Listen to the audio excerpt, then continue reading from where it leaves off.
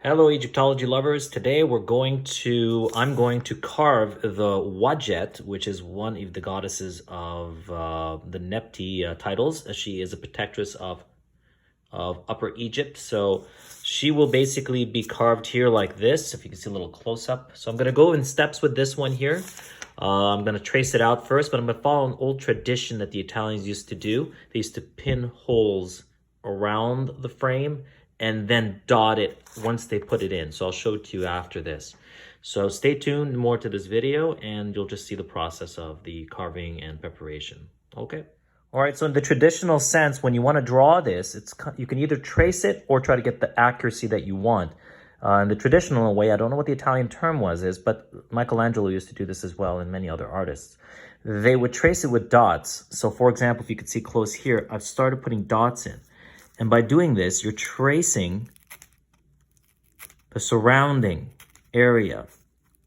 So you're getting that accuracy that you want, because then you can just draw the lines in. I'm sure you've all done these type of drawings before where you connect the dots. Well, that's what it is. You're basically doing this to connect the dots afterwards. And the more you do closer together, the more you achieve a more accurate image. So I'm going to do this now for all of it, especially the interior, and we'll come back to that and show you what it looks like after. All the holes are done. You can see right through there.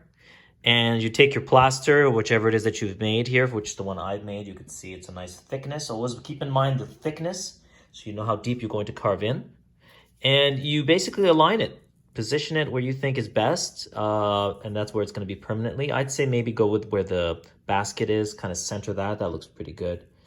And then once you have your position, you put a piece of tape to make sure it doesn't move so you don't mess up your dots. So you can put one a little here, and you can put another one there, and then you can start dotting with the black marker, and I'll show you that in a second. All right, so now when you have this taped up, I taped them on both sides so it's quite secure. It won't move much. It'll pretty much stay where it's supposed to be.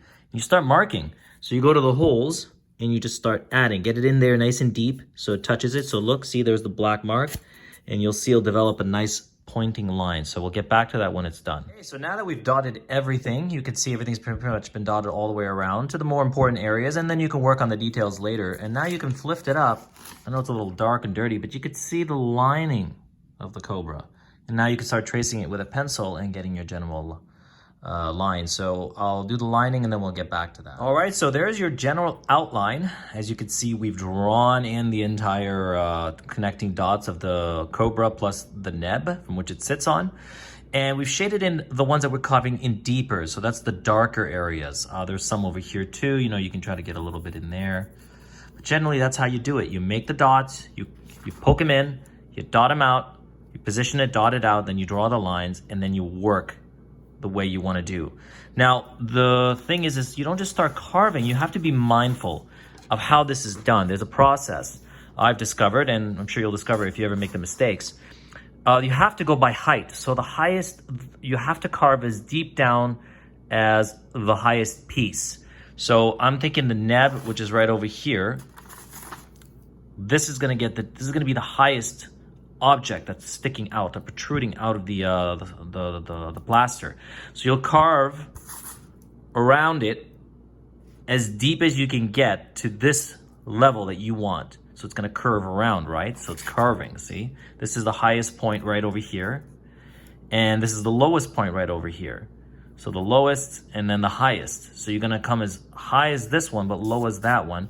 And then you're just going to basically carve that one out. And you can see here, you're going to have to carve inside as well, deep within.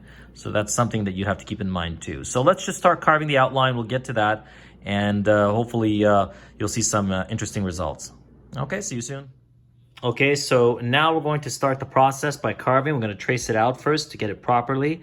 And then we'll start carving all the way around to get as deep as we can to a certain level. And then we can start tracing out our actual serpent. So enjoy the video. I'm going to go in time lapse, so we'll fast forward through it.